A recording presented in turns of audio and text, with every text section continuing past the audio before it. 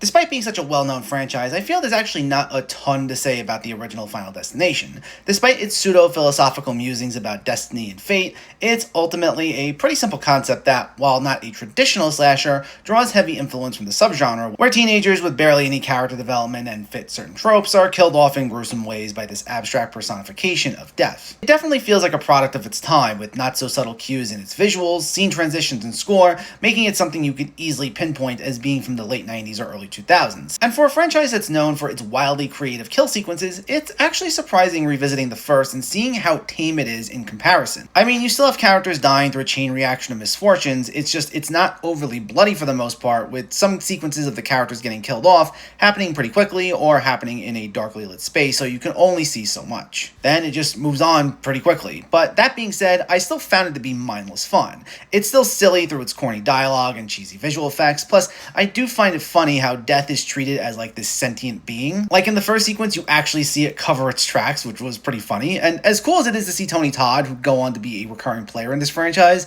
I do find his character's whole inclusion in this to be pretty amusing. I mean, he's a funeral home director who shows up for like one scene, gives this whole monologue about how death works. He's clearly well aware that it's essentially this sentient being, but provides no explanation as to why that is or how he has that knowledge, and then you don't see him for the rest of the movie. I mean, because it's Tony Todd, and he's obviously a natural fit for the genre, having been the Candyman, he does make it sound more compelling than it really is, but it's still clearly silly at the end of the day. And obviously not taking it all that seriously is the only way you're really going to get any enjoyment out of this. It's nothing deep, and everything about its execution is hammy and over the top, but because it's consistent in that regard, it makes for some fun popcorn entertainment.